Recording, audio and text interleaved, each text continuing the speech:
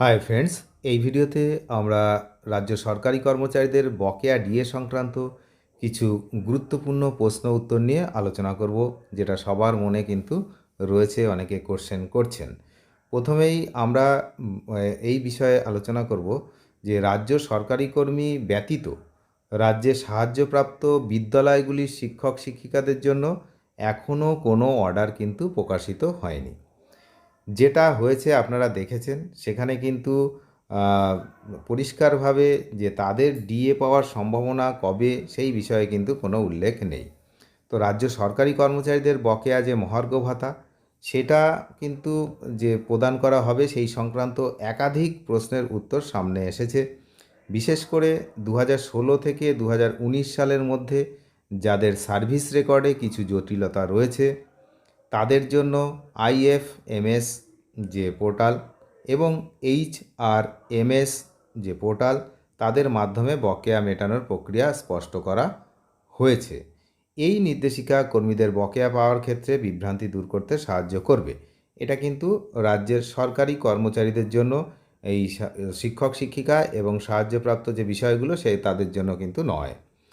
তো বকেয়া ডিএ পেতে কাদের অপেক্ষা করতে হবে? যেসব কর্মী 1 জানুয়ারি 2016 থেকে 31 ডিসেম্বর 2019 পর্যন্ত ডেপুটেশনে ছিলেন, তাদের বকেয়া ডিএ এই মুহূর্তে হিসাব করা হচ্ছে না। আবারও বলছি, 1 জানুয়ারি 2016 টু 31 ডিসেম্বর 2019 এই পিরিয়ডে যারা ডেপুটেশনে ছিলেন, তাদের বকেয়া এই মুহূর্তে হিসাব করা হচ্ছে না। কারণ HRMS সিস্টেমে ডেপুটেশন চলাকালীন পে ডেটা সরাসরি উপলব্ধ থাকে না।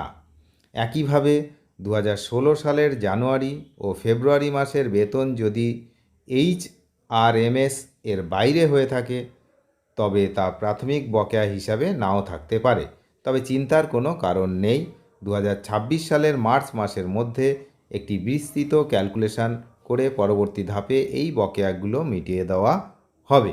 এই হচ্ছে বিষয়, তবে অপেক্ষা করতে হবে। অবসরপ্রাপ্ত ও মৃত কর্মীদের বকেয়া কিভাবে মিলবে, এই একটা বড় প্রশ্ন। যারা ইতিমধ্যেই অবসর নিয়েছেন বা বদলি হয়েছেন, তাদের বকেয়া পাওয়ার ক্ষেত্রে শেষ অফিসের, যে অফিসে লাস্ট চাকরি করেছেন, সেই অফিসের ডিডিও গুরুত্বপূর্ণ ভূমিকা পালন করবেন। অবসর গ্রহণের আগের সময়ের বকেয়া ডিএ প্রসেস করবেন শেষ ডিডিও, এবং অবসরের পরের ডিআর প্রদান করবে পেনশনের দায়িত্বপ্রাপ্ত কর্তৃপক্ষ। সুতরাং এখানে আপনাদের কোনো কাজ নেই।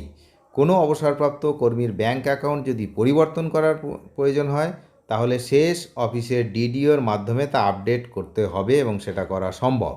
কিন্তু আনফর্চুনেটলি যদি কোনো কর্মীর মৃত্যু হয়ে থাকে, তার যে নমিনি, সেই লাইফ টাইম যে এরিয়ার নমিনি, তিনি বা আইনি উত্তরাধিকারীকে কিন্তু শেষ অফিসে উপযুক্ত নথিপত্র জমা দিয়ে এই যে বকেয়া, সেটা সংগ্রহ করতে হবে। এটা হচ্ছে তাদের জন্য একটা কাজ থাকবে, দুর্ভাগ্যবশত, কারণ তাদের যিনি কর্মচারী ছিলেন তিনি আর নেই, সেই জন্য তাদের জন্য একটু কাজ বেশি, যে শেষ অফিসে যেখানে লাস্ট চাকরি করত সেখানে গিয়ে যোগাযোগ করতে হবে।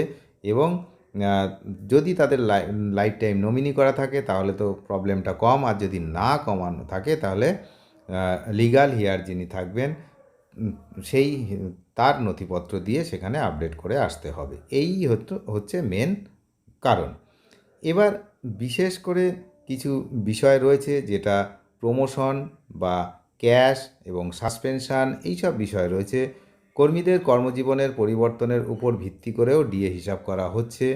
কেউ যদি গ্রুপ ডি থেকে গ্রুপ সিতে প্রমোশন পান এবং তার জিপিএফ অ্যাকাউন্ট, যে এজি যিনি বেঙ্গল রয়েছেন, আমাদের পশ্চিমবঙ্গের যিনি এজি রয়েছেন অ্যাকাউন্টের, তো তার দ্বারা পরিচালিত হয়, তবে বকেয়া টাকা সরাসরি জিপিএফে জমা হবে, অন্যথায় তা ব্যাংক অ্যাকাউন্টে আসবে। আর যাদের সাসপেনশন চলছিল, তাদের বকেয়া হিসেব হবে শুধুমাত্র সেই সময়ের সাবসিস্টেন্স, যেটা অ্যালাউন্স বা হ্রাসপ্রাপ্ত বেসিক পের উপর ভিত্তি করে। এছাড়া ক্যাশ বেনিফিট পাওয়ার যে কর্মীদের রিভাইসড বেসিক পের ভিত্তিতে বকেয়া হিসাব করা হবে। কোনো গরমিল থাকলে টেকনিক্যাল যে টিম, তাদের সাহায্য নেওয়া হতে পারে। যে বিষয়গুলি আইএফএমএস এর আওতাভুক্ত নয় সেটা হচ্ছে বকেয়া ডিএর হার ঠিক কত হবে, জিপিএফে জমা হওয়া টাকার উপর সুদ মিলবে কি না, বা অর্থ দপ্তরের নির্দেশিকা অনুযায়ী জিপিএফে বার্ষিক 5 লক্ষ টাকার ঊর্ধ্বসীমা কিভাবে কার্যকর হবে, এই বিষয়গুলো আইএফএমএস এর এখতিয়ারভুক্ত নয়। এই ধরনের বিষয়গুলোর জন্য আমাদের সরাসরি নজর রাখতে হবে অর্থ দপ্তরের যে নির্দেশিকা তার উপরে কিন্তু আমাদের নজর রাখতে হবে, কারণ এই বিষয়গুলো আইএফএমএস এর আওতাভুক্ত নয়। আশা করি এই ডিএর বিষয়টা আস্তে আস্তে সবার পরিষ্কার হচ্ছে।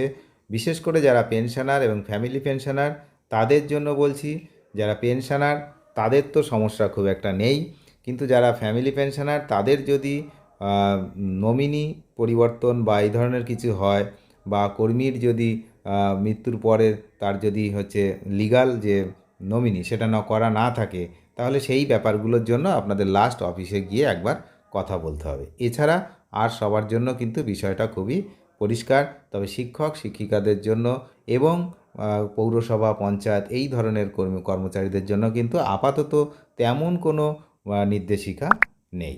অনেক ধন্যবাদ শেষ পর্যন্ত দেখার জন্য। চ্যানেলে নতুন হলে নিয়মিত আপডেট পেতে অবশ্যই চ্যানেলটিকে সাবস্ক্রাইব করে সঙ্গে থাকবেন। ধন্যবাদ।